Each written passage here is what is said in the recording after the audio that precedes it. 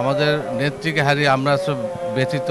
প্রথমে আমি আল্লাহর দরবারে আমাদের প্রাণপ্রিয় নেত্রী, তিনবারের প্রধানমন্ত্রী, আপসীর নেত্রী বেগম খালেদা জিয়ার আত্মার মাগফিরাত কামনা করছি। পাশাপাশি আমরা যারা এসেছি সবাইকে আমরা শুভেচ্ছা জানাই যে আমরা আসলেই আমাদের নেত্রীকে হারিয়ে আমরা সব ব্যথিত। আমাদের অন্তরে রক্তক্ষরণ হচ্ছে। আমরা যদি এই নেত্রীর মাধ্যমে দেশ পরিচালনা করতে পারতাম আমাদের অনেক ভালো লাগতো, কিন্তু তার এই প্রয়াণকে আমরা শক্তিতে রূপান্তরিত করে ভবিষ্যতে তারেক জিয়ার মাধ্যমে এই দেশ আমরা সুন্দরভাবে এগিয়ে যাব। জিয়াউর রহমানের যে স্বপ্ন, সেই স্বপ্ন আমরা বাস্তবায়ন করবো ইনশাআল্লাহ।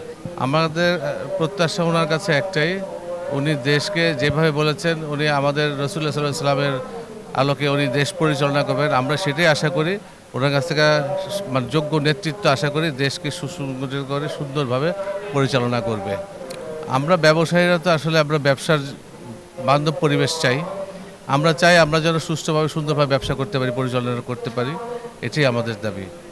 আমি মোহাম্মদ ওয়াহিদুল হাসান দীপু, আমি বাংলাদেশ কম্পিউটার সমিতির সহসভাপতি, আমি এলিফ্যান্ট রোড কম্পিউটার সমিতির সভাপতি, আর মাল্টিপ্ল্যান যে সেন্টার আছে ইসিএস কম্পিউটার সিটি, ওইটার সিনিয়র সহসভাপতি। দেশনেত্রী বেগম খালেদা জিয়ার যে উদ্যোগ নিয়েছেন এই একটি সুখী সমৃদ্ধ বাংলাদেশ গড়ার, আমরা আগামী রাষ্ট্রনায়ক তারেক রহমানের নেতৃত্বে সেই লক্ষ্যে এগিয়ে যাব ইনশাআল্লাহ। সবাই দোয়া করবেন। আমি এহতেশাম, আমি ছাত্রদল কেন্দ্রীয় কমিটির সাবেক সহসাধারণ সম্পাদক, ঢাকা বিশ্ববিদ্যালয় হাজী মোহাম্মদ মহসিন হলের সাবেক সাধারণ সম্পাদক, বর্তমানে আইটি ব্যবসার সাথে রিলেটেড। আজকের এই দিনে আজকে আমরা নেত্রীকে হারিয়ে আমরা সবাই শোকাহত।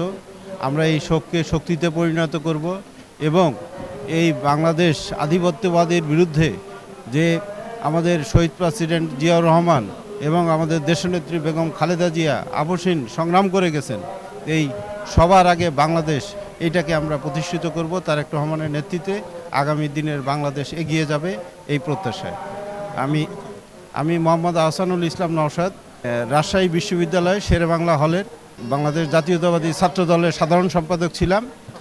বর্তমানে আমি বাংলাদেশ কম্পিউটার সমিতির যুগ্ম সাধারণ সম্পাদক।